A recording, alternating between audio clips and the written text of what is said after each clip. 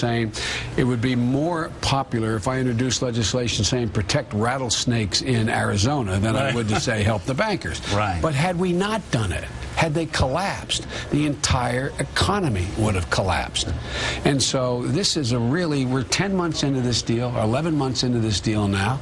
We've made remarkable progress. We had a minus 6.2% GDP, and when we took office, it's now 3.5 and growing. So it's hard. Let's move to Afghanistan. I want to show you a chart. You've expressed skepticism even before you were vice president with the government there, very famously having a very tense meeting with President Karzai in Afghanistan. I want to show you a chart, and this is U.S. troop levels in Afghanistan through 2009. Over the past year, they have jumped from 33,700 to 68,000.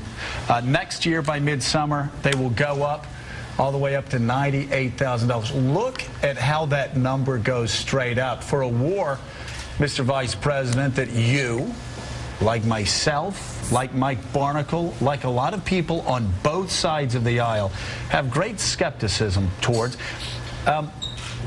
You look at that arc going straight up. You've got to be disappointed that that's where we are as a country. Let me tell you what I'm happy with. If you put that back, put the chart back up, guys. If you put that chart back up, you're going to see that chart coming down as rapidly over the next 2 years. The president made it absolutely clear. I sat with him when he looked at each of the generals, and he said, "Gentlemen, here's the deal.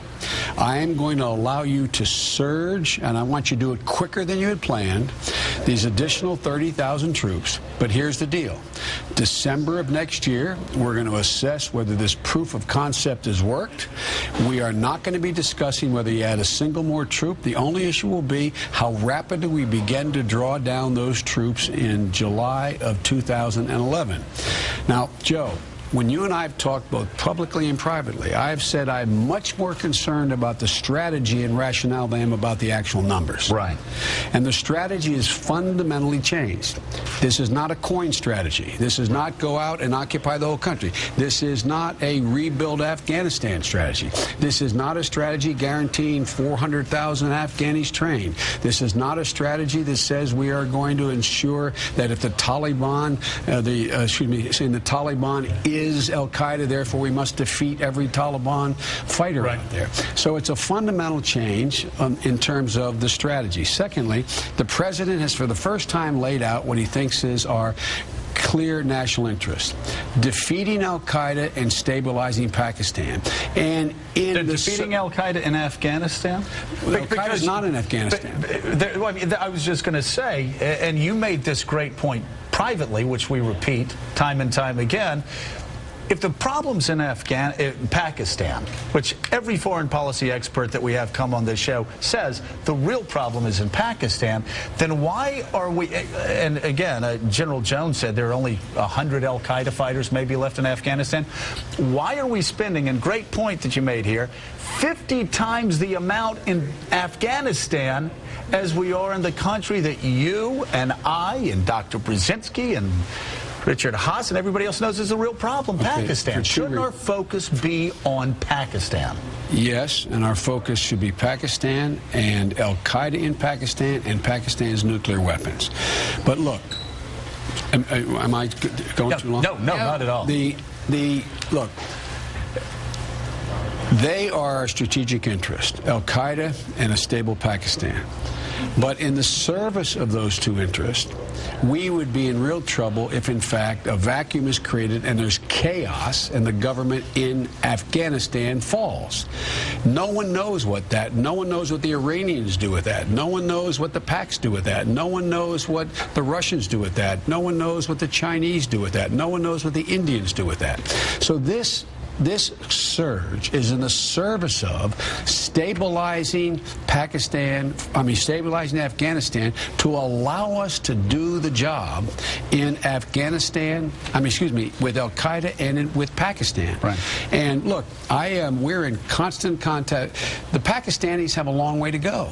But, Joe, if I had told you a year and a half ago, or you, Mika, that, Musharraf was going to be able to step down without bloodshed, there was going to be an election election that took place, not particularly the greatest candidates in the world, but an actual election. There was going to be a peaceful transition, and that a year later, the Pakistani army, for the first time in its history, was moving in force into the Fatah, into the federally administered territories, that it actually worked with us to get rid of Batullah Masood and kill him, etc. Are they doing enough? No.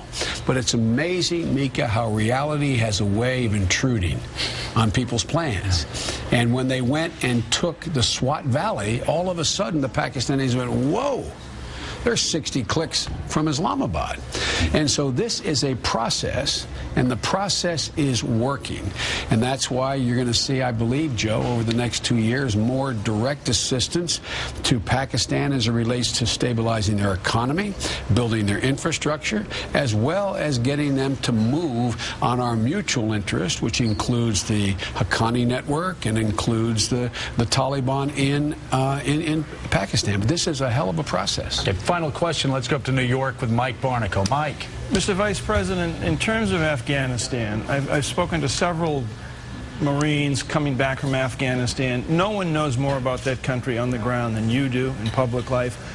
They continually raise the problem of the Afghan army, which will be there to stabilize and secure the country after we leave, after that line comes down. They repeatedly tell me one of the problems is that the Afghan army, the officers as well as the soldiers, they don't even have the simplest of things like a pension plan in place. How do we prod the Afghan government to do more on behalf of their army, their soldiers, so that we can remove our soldiers? Joe, we are doing that. We're talking about increasing the pay. We're talking about, and by the way, a piece that those Marines will tell you about is the police.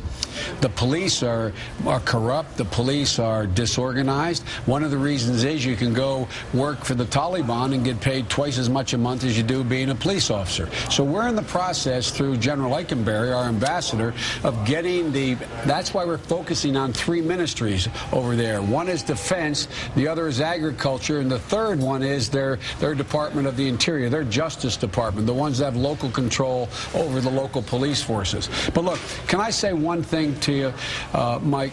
The president has made something exquisitely clear to each of the generals. He said, do not occupy any portion of that country that you are not confident within 18 months you're going to be able to turn over to the Afghans. Do not occupy what you cannot turn over. And because what we don't want to do is our military can do anything we tell them. They can go in and occupy every village and pacify the entire country, and then we own it. We do not want to own Afghanistan. We just want to make sure that the Taliban is diminished significantly enough so that the Afghan government can contain it and get about the business of reconciliation. Last point. If you notice, you did not hear a word from Karzai in his inauguration about the Taliban being the enemy, because he views them as disgruntled brothers of the Pashtun tribe. And he's right about that. 20% of these guys we're going to have to kill. The other 80% we're going to have to figure out. They are part of the fabric of the Pashtun culture, the Wali Pashtun in that part of the world. Right. And so we got to make it clear, and we have, to the Afghans, you're about to have control of your country. Lots of luck in your senior year. We are not going to be staying there. And we got to get that across. All right, Mr. Vice President, it's great having you here. And you've got a busy day, including an issue that I focused on a lot on the Judiciary Committee, protecting intellectual property. Yeah. That's well, you know, for your days, Joe, this is a hard sell, and we are finding it. What we're doing for the first time is I'm bringing in every single agency in the government that has some jurisdiction over this, and trying for the first time to try to get a coherent, complete commitment from each of the agencies of dedicated resources to deal with this. It's a multi-billion-dollar theft every year of American intellectual property. It's absolutely and critical. hopefully we'll see you tonight. I hope so. All right. Thank you for coming on the show. Great to have you. We've been waiting a long time. All right. Good to have you back. All right.